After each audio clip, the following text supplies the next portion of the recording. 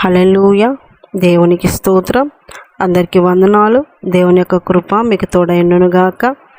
ఈరోజు దేవుని యొక్క వాక్కు యోహాను సువార్త 13వ అధ్యాయము 2వ వాక్యము.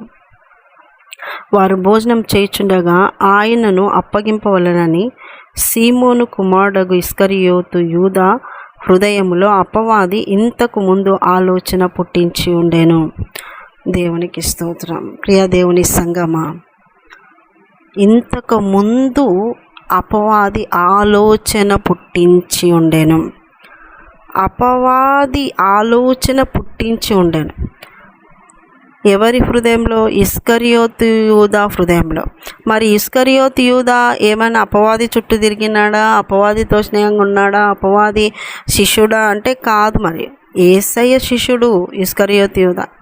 యేసయ్య శిష్యుడు. యేసయ్య 12 మందిలో ఒక్కడుగా ఉంటున్నాడు. యేసయ్యతో పాటు ఉన్నాడు. యేసయ్యతో పాటు నడుస్తున్నాడు. యేసయ్యతో పాటుగా తింటున్నాడు.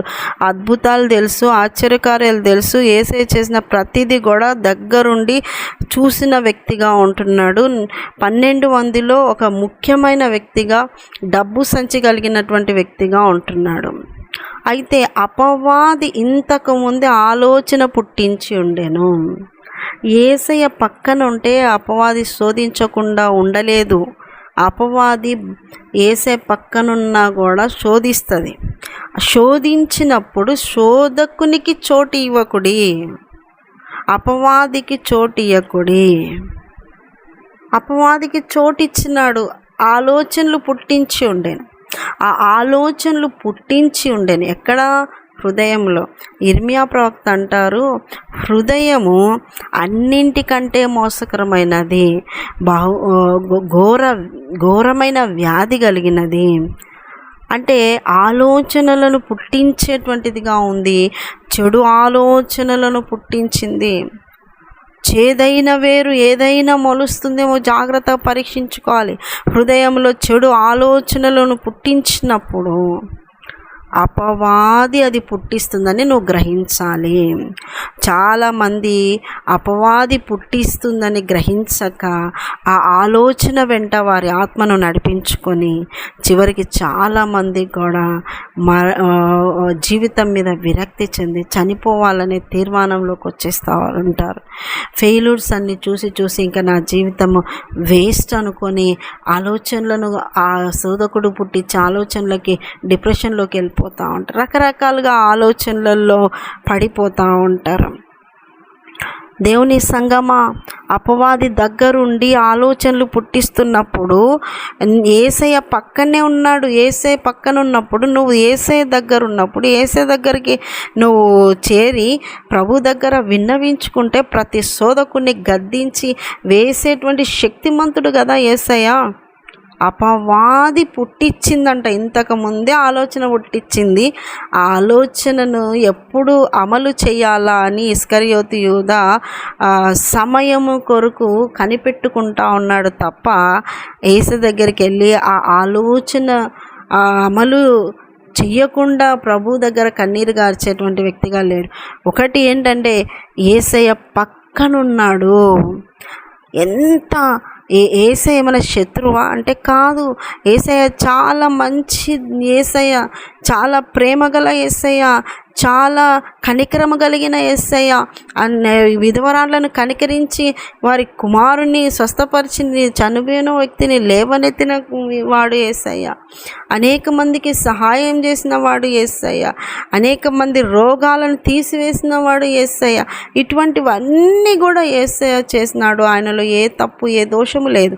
అయినప్పటికీ పక్కనున్న తన శిష్యుడు, యేసయ్య శిష్యుడుగా ఉన్నటువంటి ఇస్కరియోతు యూదానే అప్పగించాలి అనే ఆలోచనకు లొంగిపోయినాడు. ఆలోచనలు పుట్టించిన అపవాదికి చిక్కిపోయినాడు. ఈరోజున ప్రియ దేవుని సంగమా, ఆలోచనలు నీ హృదయంలో కూడా పుడుతున్నాయి. కొంతమందికి మందిరంలో వాక్యం వింటుంటే పుడతాయి.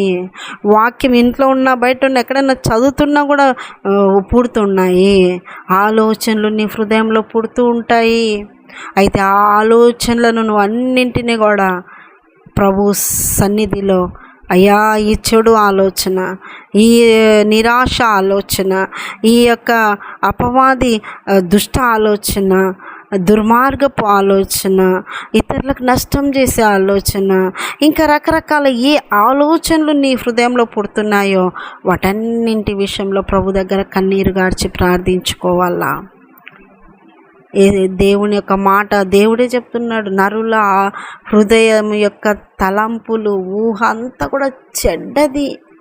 నిజమే, చెడ్డదే.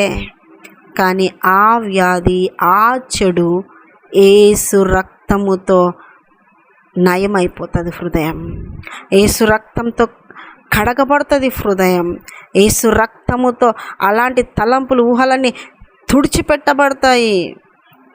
ఆ యేసు రక్తం దగ్గరికి నువ్వు రావాలి, యేసయ్య దగ్గరికి రావాలి, విన్నవించుకోవాలి, యేసు రక్తాన్ని ప్రోక్షించాలి.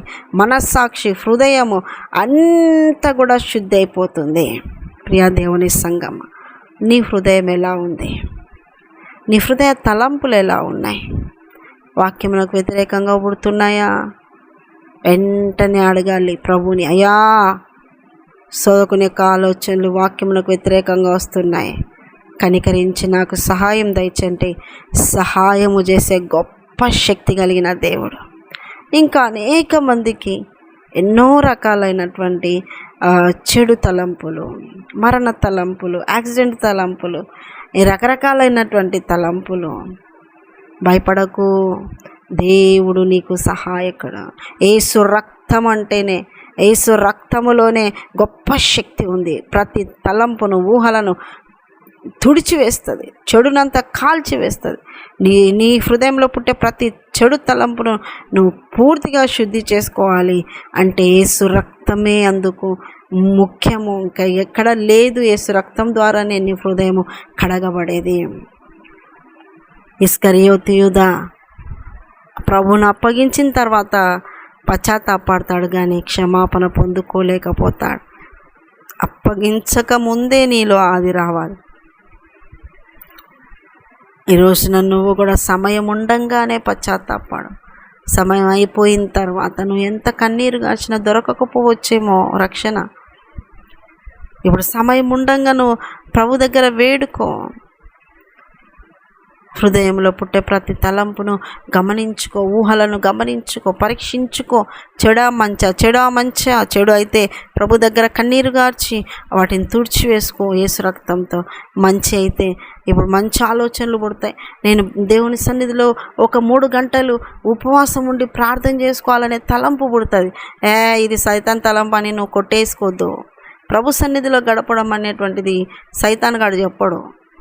ప్రభు సన్నిధికి దూరంగా పో అంటాడు, ప్రభు సన్నిధిలో ఉండొద్దు అంటాడు. ప్రభు వాక్యం విను కానీ మరి వాక్య ప్రకారంగా బతకొద్దు అంటాడు. కాబట్టి వాక్యము, ప్రార్థన, సంఘము, సావాసము, ఆరాధన, స్తుతి, చప్పట్లు కొట్టటము, దేవుని సన్నిధిలో నోరు తెరిచి ఆరాధించటము, అదంతా కూడా దేవునికి ఇష్టం కదా, దేవుని తలంపులు కదా. అలాగ మనం ఉండాలని దేవుడు ఆశిస్తాడు.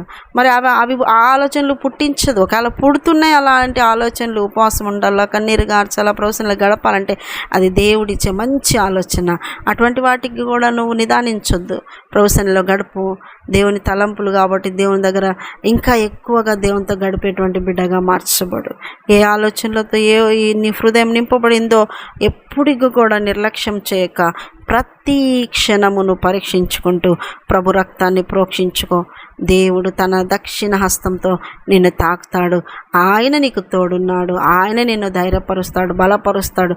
విడిచిపెట్టు దేవుడు కానే కాదు. కానీ సమయం ఉండంగానే ప్రభు పదాల దగ్గరుండు. ప్రభు విడిచిపెట్టకుండా ముదిమి వచ్చే వరకు ఎత్తుకున్నవాడు, కంటికి కనుపాప వలె కాపాడువాడుగా ఉంటున్నాడు. అట్టి దేవుణ్ణి విడిచిపెట్టక హృదయంలో పూర్తిగా ఆయనకు చోటిచ్చి ఆయన చిత్తాన్ని నెరవేర్చే బిడ్డలుగా ఆయన రాకకై సిద్ధపడుదురుగాక. ఆమేన్. చిన్న ప్రార్థన చేసుకుని యేసయ్యా నీకు వందనాలు.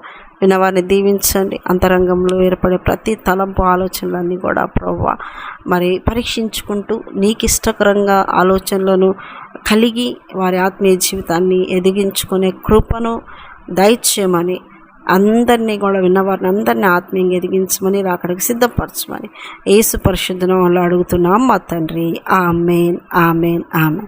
యేసు రక్తమే జయం, శిలువ రక్తమే జయం. ప్రవేశనామానికి సంపూర్ణ విజయం కలుగును గాక. Amen, amen, amen. Good morning. Praise the Lord. దేవుడు మళ్ళీ దీవించును గాక. ఆమేన్.